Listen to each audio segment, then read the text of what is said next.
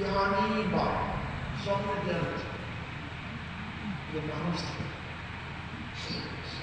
অথচ রাবিয়া বসরা আলাইহা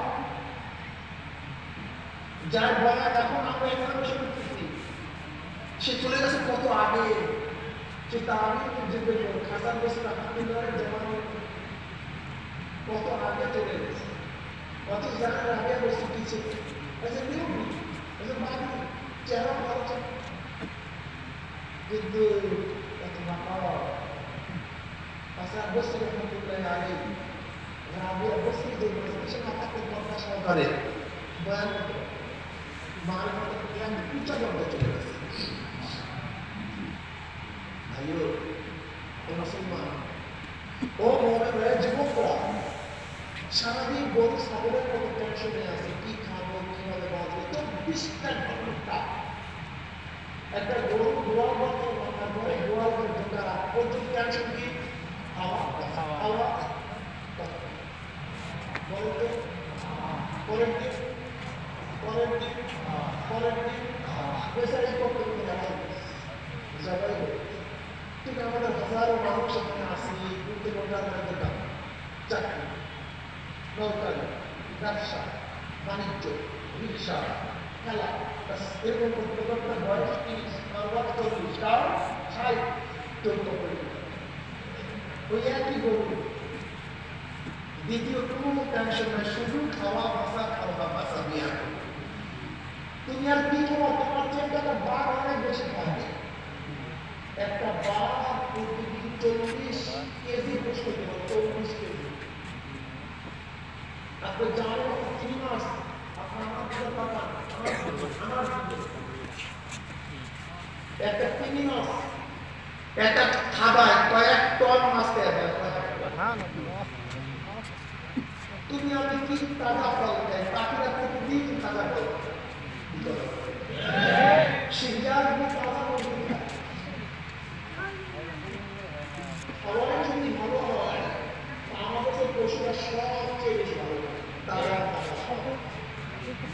খাওয়ার মানুষ হায়াতের মানুষ তোমার যে আমার সামরিক হায়াত 350 হায়াত একটা 200-700 বছর হায়াত একটা প্রাচীন 1000 বছর হায়াত একটা 3 মাস আমাদের যে তোমাদের যে কয়েকশো কয়েক হাজার বছর ওজন কয়েকশো টন ওজন হয় তোমরা মানুষ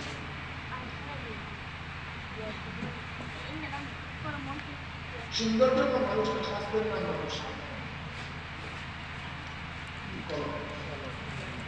এই কলম চাল ভালো ইন্নাজের জাতনি বলব ইজা সালাহাত সালাহাল জাসাদি কুল্লু ওয়া ইজা ফাসাদাত ফাসাদাল জাসাদি কুল্লু আলা ওয়াহিদাল কাল প্রত্যেকটা মানুষের সিনার মধ্যে একটা গোশতের টুকরা আছে মুখারি মধ্যে নবী আলাইহিস সালাতু ওয়াস সালাম বলেন গোশতের টুকরাটা যখন ভালো হয়ে যায় গোটা মানুষটাই ভালো হয়ে যায় যে উমারের গোশতের টুকরাটা ভালো হওয়ার কারণে উমারের অনুমতিতে কোরআনের বহুত আয়াত নাযিল হয়ে গেছে নবী আলাইহিস সালাতু ওয়াস সালাম বুখারীর মধ্যে বলেন বুখারীর মধ্যে হাদিস আছে উমার বুঝেও ঠিক বড় উমার বুঝেও ঠিক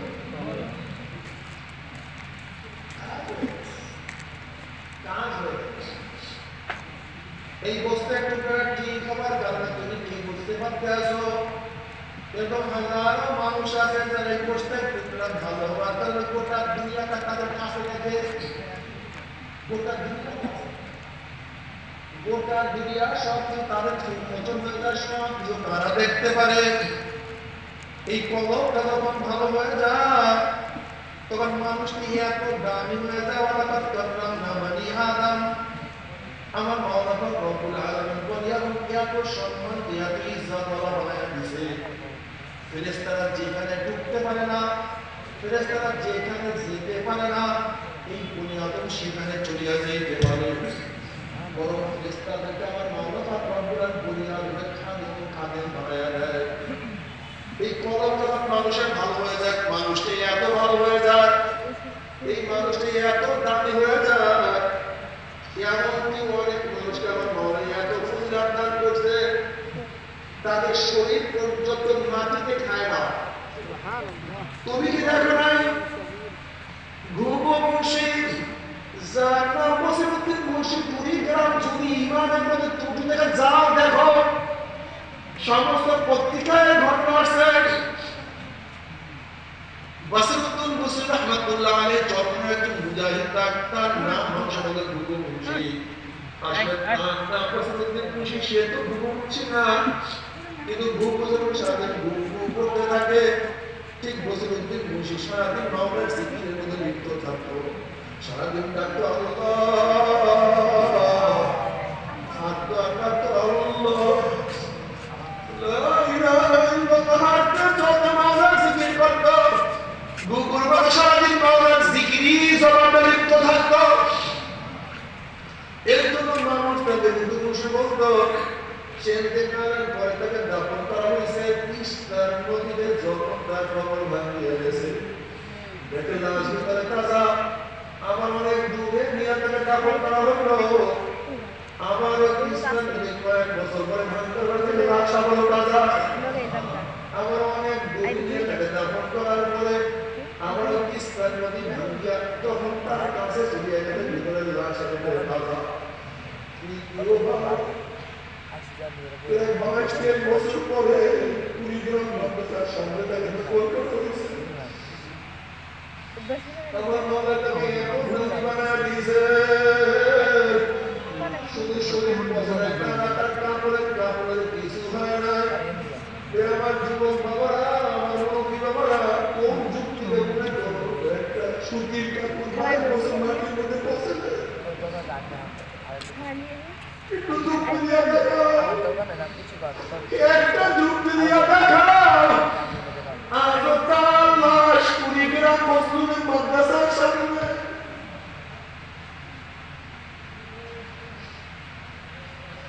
বাবা এরকম ঘটনা একটা দুইটা না, ও আমার জীবন বাবা, ও মুরব্বী,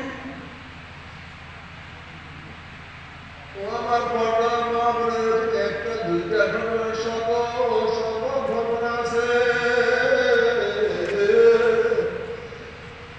তুমি কি দেখো না এই এলাকার মধ্যে যুদ্ধ চলাকালীন যখন মন্দিরের দেখো কিনা বিভিন্ন জায়গায় যখন পাহাড়ের মাটি দখল করা শুরু করছে, দেখে যে সাহাবাদের লাশ সেখান থেকে বের হয়েছে, কোপ মারার সাথে সাথে তাজা রক্ত শিরশির করে বের হওয়া শুরু হয়ে গেছে। আন্তর্জাতিক সমস্ত পত্রিকায় এই ঘটনা আসছে, আন্তর্জাতিক সমস্ত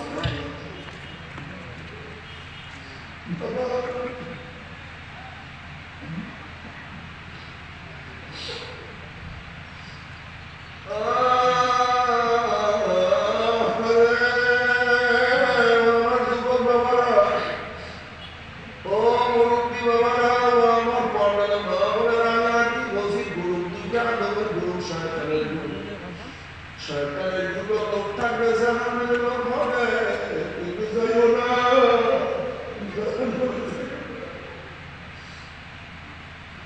খুব খারাপ, খুব কষ্ট, ওই জাহানের কিনারে কেউ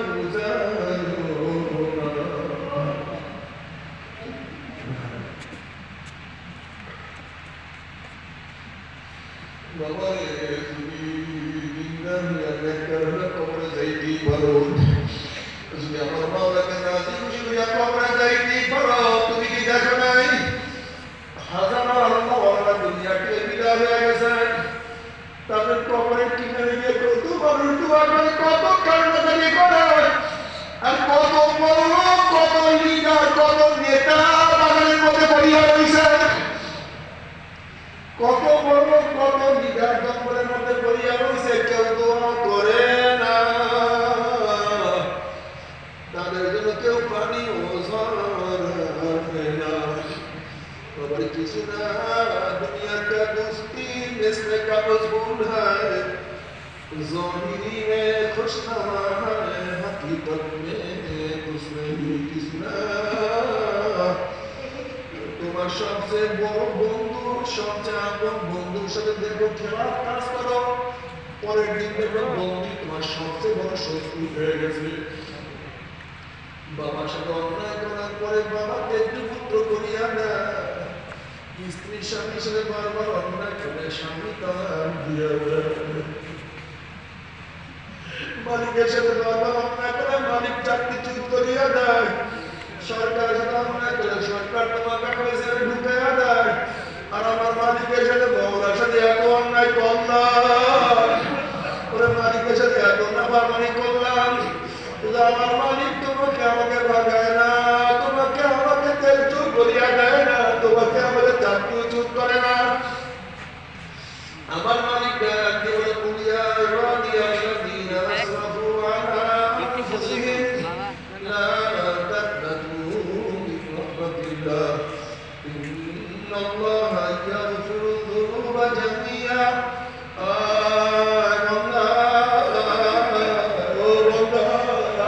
খেলিস না, ও বন্ধা গাজার গলি মুখে নিস না, ওরে বন্ধা জবাব আমি সৃষ্টি করছি, ওরে বন্ধা মুখের মধ্যে আর মনের মতো উঠেস না, ওই জবাব আমার দেয়া।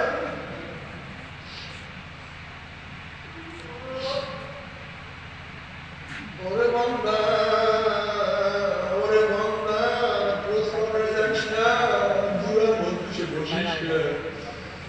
ওরে বন্ধা আমি এত নাকি হাইয়া সালাত হাইয়া ফালা বন্ধা নামাজের দিকে বন্ধা কল্যাণের দিকে বন্ধা তুই কেন আসিস না?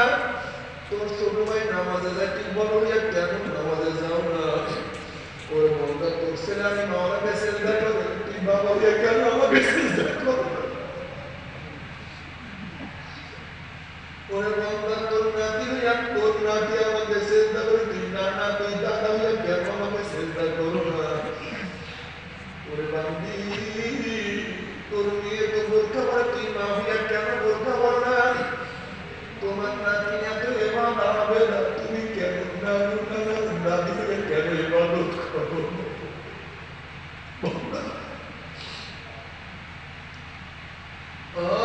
আমার গরিব বাবারা অনেক সময় গরিবদের নিয়ে এত চিন্তা করিয়া কাটতে হইয়া যায়।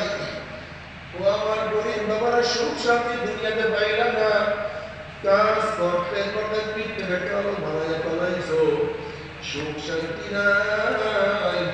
আমার কবর গিয়া যদি আযাব শুরু হইয়া যায়, কবর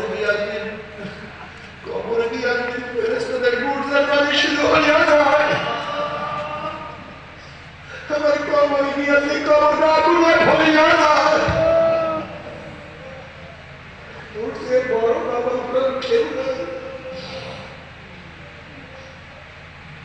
বাবা তোর মনে রাখতে হবে গরিবদের সবচেয়ে আমার মামলার বেশি আনন্দ হয়, আমার গরিবদের সবচেয়ে আমার মামলাদের বেশি পায়।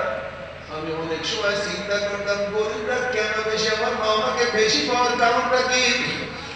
আমি চিন্তা করতে করতে দেখলাম আসলে নবী আলাইহিস সালাতু ওয়াস সালাম একটা দোয়া করে পিছনে আছে। নবী আলাইহিস সালাতু ওয়াস সালাম দোয়া করতে বাবা হে দুনিয়াতে আমাকে গরিবের সাথে রাখিও, গরিবের সাথে মৃত্যু দিও, গরিবের সাথে আসল করিও। ও গরিব বাবারা তোমাদের জান্নাতে যাওয়ার পথ সহজ। ও আমার গরিব বাবারা তোমরা কি জানো না, আমার নবী আলাইহিস সালাতু ওয়াস সালাম বলেছেন বড় লোক দেখছে গরিবরা 500 বছর আগে জান্নাতে চলে যাবে। ও আমার গরিব বাবারা, আমার গরিব বাবারা, বাবারে বেরো, দুনিয়া তো আরাম করতে পারো না, শাস্তি শুরু হয়ে যাবে।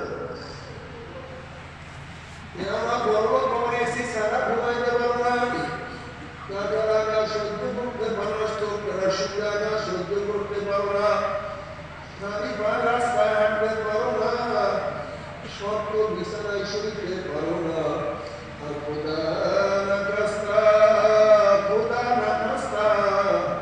কবরের মধ্যে যদি 90 সাপের আগা শুরু হইয়া যায়, কেন সহ্য করো না? বাবার এই শয়তান আল্লাহকে ওয়াদা করছে, কসম করছে, শয়তান আল্লাহর কাছে শপথ করছে, কসম করছে, মাওলা হে যে আদমের জন্য চিরতরে জাহান্নামে নিয়ে গেলাম,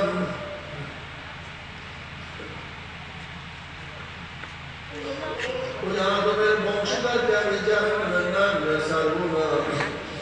আমি আদমের সন্তানের পিছনে এমন ভাবে রাখবো, ডান দিক থেকে বাম দিক থেকে পিছন দিক থেকে সামনের দিক থেকে অপসারণ দিকে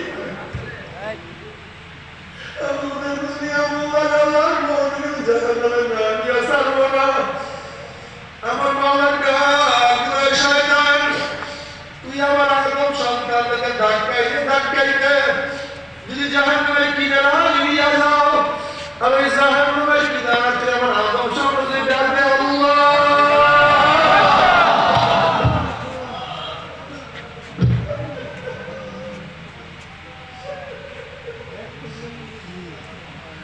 ওই জাহান্নামের কিনারাতে আমার আদম সন্তান ডাকবে বাবা, ওর হাত বাড়াইতে জানি ধরতে পারবো না।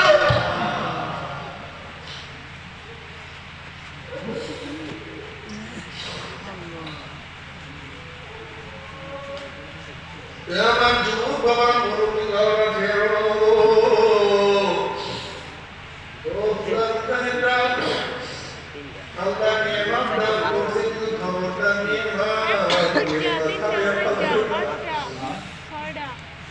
অনেক মুজাহিদ দেখা যায় এক সময় কত সুন্দর জিজ্ঞাসা করতে জিজ্ঞাসা করে না, কত মুজাহিদ তাকবীরের সাথে নামাজ পড়তো, এখন আর জামাতে যায় না। কত মুজাহিদ দেখা যায় ঠিক মতো করে নাম কাজে বসে না, মাসে ইসলামেও যায় না। বাবারে কপাল ঘুরিয়া গেছে, কপাল ঘুরিয়া গেছে। এই জন্য বারবার দোয়া করো, রব্বানা লা তুযিগ কুলুবানা বা'দা ইয হাদাইতানা ওয়া হাব লানা মিন লাদুনকা রাহমাহ ইন্নাকা আনতাল ওয়াহ্হাব। মাওলা হেদায়েতের মালা বলে, হেদায়েতের মালা সিরিয়া বলে মাওলাকে তোমার দরজার পরিচয় দেওয়ার পরে তুমি বলবে না, তোমার কাছে টাকার পয়সা লাগতে ভাড়াই দিও না। তুমি কি দেখো না আমার মাওলার কত মানুষ কাছে টাকা লাগতে পারিয়া ভাড়াই দিছে।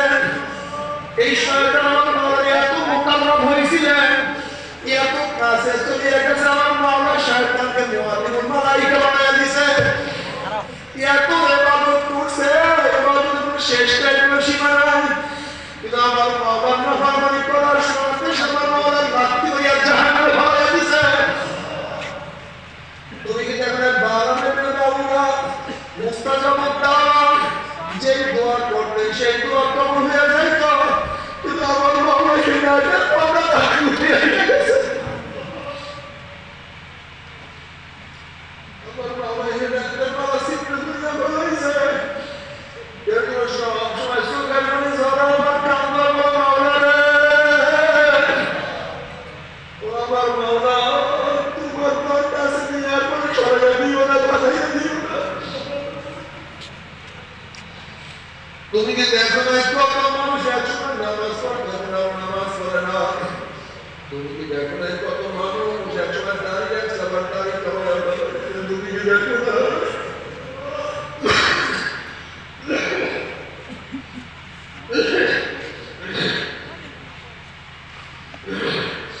তুমি দেখো না কত মানুষের চোখে এক সময় পানি ছিল, এখন আর চোখের মনে পানি নাই। কত মানুষ এক সময় নামাজ পড়তো, এখন নামাজ ছাড়া থাকতে পারে না। কত মানুষ এক সময় দাড়ি রাখতো, এখন আর দাড়ি ছাড়া দুনিয়া গিয়ে গেল, দাড়ি কাটতে পারে না। তুমি কি দেখো না এক সময় কত মানুষ আমার মাওলার পথে চলতো, এখন সারাদিন আমার মাওলাকে নিয়ে ব্যস্ত, দাওয়াত নিয়ে ব্যস্ত, মানুষকে কিভাবে হেদায়েত করবে, কিভাবে মাওলার প্রতি উঠাইয়া দেবে, এই চিন্তায় সবসময় মগ্ন থাকে। আমার যুবক বাবারা, ও যুবক, তোমার শয়তান তোমাকে আমাকে হাতিয়ার বানাইছে। শয়তান তোমাকে আমাকে শয়তান শুক্র বানাইয়া বানাইছে। খবরদার, এই শয়তানের সময় শয়তানের দল যদি কিয়ামতের ময়দানে উঠো, আল্লাহ তুমি আমাদের সবাইকে মাফ করিয়া দাও। হাত কাটিয়া তোমাকে আমাকে সূর্যের গরমের নিচে ফলাইয়া দেওয়া হবে। সূর্যের গরমে মানুষ ঘামাইতে ঘামাইতে কাউর ঘাম হাঁটু পরিমাণ খাওয়াইয়া যাবে, কাউর ঘাম মাজা পরিমাণ হয়ে যাবে, কেউ ঘামের মধ্যে সব পেলে থাকবে, হাজার হাজার বছর সব পেতে থাকবে, এই কুল কিনারা কোনো খুঁজিয়া পাবে না। আল্লাহ তুমি আমাদের সবাইকে মাফ করিয়া দাও, আমাদের সবাইকে ক্ষমা করিয়া দাও। তুমি কি জানো কি আমাদের মাতার অবস্থা কি? ইয়া আমাদের ফিকুল মুমিনাতিহি ওয়া উম্মিহি ওয়া আবিহি ওয়া সাহিবাতিহি ওয়া বানি।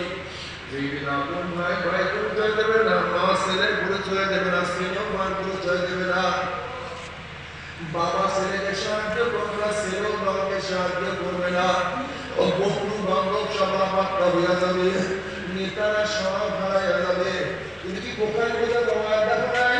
ওই এখন ইব্রাহিম খলিলুল্লাহ নাফসি নাফসি, মুসা কালিমুল্লাহ নাফসি নাফসি, ঈসা রূহুল্লাহ নাফসি নাফসি। সমস্ত নবীরা বলবে মাওলা আমাকে বাঁচাও, আমাকে বাঁচাও, আমাকে বাঁচাও। এই মুহূর্তে জনাব মুহাম্মদুর রাসূলুল্লাহ সাল্লাল্লাহু আলাইহি ওয়াসাল্লাম সিজদায় পড়ে বলবেন মাওলা তোমার ইজ্জত জানালে কসম খেয়ে বলতে আছি আজকে জাহান্নাম ওই একটা উম্মতকে খেয়ে ফেলায় আমি কিন্তু তোমার হাতে জান্নাতের মধ্যে ডুববো না। ও বাবা তোমরা বলে না সেই মুহূর্তে নবী আলাইহিস সালাতু ওয়াস সালাম তোমাকে আমাকে ভুলবে না। সে আল্লাহ হাইবের দাঁড়িয়ে কোথায় কি আপনি পৌঁছলো না?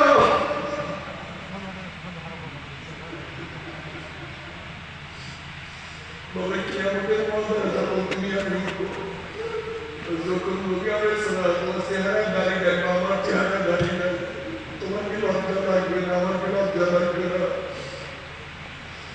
আবার নবী আলাইহিস সালাতু ওয়াস সালাম যখন আমাদের চেহারা দিয়ে তাকাইবে, চেহারা আমাদের দাঁড়িয়ে নাই, তখন নবী পরিচয় ব্যথা লাগবে না। আমার সাজে তুই সাজতে পারবি না, আমার চেহারা চেহারা বানাইতে পারবি না, আমার গন্তে বাঁধতে পারবি না, তখন কি আমার নবীর পরিচয় কষ্ট লাগবে না? মনকে বুঝবে আমার স্ত্রী বাজার হয় হোক, আমার বন্ধু বাজার হয় হোক, আমার সমাজ বাজার হয় হোক, সবাইকে যদি আমাদের ব্যথা দিতে পারবো, কিন্তু কেউ আমাদের বলে না আমার নবীর পরিচয় আমি ব্যথা দিতে পারবো না। আমি ওয়াদা করলাম সব বাজার হয় হোক, সবাই জড়িয়ে যায় যা আজকে আমি আর দাঁড়িয়ে কথা বস মারবো ইনশাআল্লাহ। কে দিয়ে আসেন নারায়ণ তাকবীর, নারায়ণ তাকবীর। আল্লাহ তুমি কবুল করিয়া দাও। আমিন। বাবা তুমি দাঁড়িয়ে আছিস দেখো কত মজা। এখন তোমার দাড়ি কাটতে ভালো লাগে, তুমি যদি দাঁড়িয়ে আছিস তখন দেখো কোটা দিয়ে দিল, তুমি দাড়ি বলে বুঝ মারতে পারবো না। এখন তোমার কাছে দাড়ি খারাপ লাগে, তুমি দাঁড়িয়ে দেখো তোমার কাছে দাড়ি সবচেয়ে ভালো লাগবে। এর মূল কারণ হলো তোমার চক্ষুটা শয়তানের চক্ষু হয়ে গেছে। ওই শয়তানের চক্ষু সুন্নাতকে পছন্দ করে না, শয়তানের চক্ষু ফরজকে ভালো করে। ওই শয়তানের চক্ষু ইসলামকে পছন্দ করে না। যখন ওই চক্ষু যদি আমার মাওলার চক্ষু হয়ে যাবে, দ্বীনের চক্ষু হয়ে যাবে, তখন দেখবে চোখের মধ্যে সুন্নাত ছাড়া ভালো লাগে না। আল্লাহর হুকুম দেখে এত সুন্দর, এত মজা, যেই মজা কেউ কাউকে পালন করতে পারবে না। আল্লাহ আল্লাহ তুমি কবুল করিয়া দাও। নবী আলাইহিস সালাতু ওয়াস সালাম ইয়া উম্মতি ইয়া উম্মতি রাব্বি হাবিল উম্মতি, আল্লাহ আমার উম্মতের উপায় কি? নবী আলাইহিস সালাতু ওয়াস সালাম মাওলা আমি তোমার ইজ্জত ও সালামের কসম খেয়ে বলতে আছি আজকে ওই জাহান্নাম তোমার একটা উম্মতকেও খেয়া ফেলায়, আমি কিন্তু তোমার হাবিব জান্নাতের মধ্যে ঢুকবো না। নবী আলাইহিস সালাতু ওয়াস সালাম দোয়া কবুল করিয়া আল্লাহ পাক বলবে হে জিবরাইল যাও আমার হাবিবের কাছে পানিটুকু নিয়ে দিয়ে আসো। নবী আলাইহিস সালাতু ওয়াস সালাম তখন ওই পানি জাহান্নামের গায়ে ছিটা মারবে, জাহান্নাম কাট কাট করে পিছনে সরিয়া যাবে। নবী আলাইহিস সালাতু ওয়াস সালাম মাওলা যে জাহান্নামকে লক্ষ লক্ষ ফেরেশতারা ধরিয়া রাখতে পারে না, এ আবার কোন কোন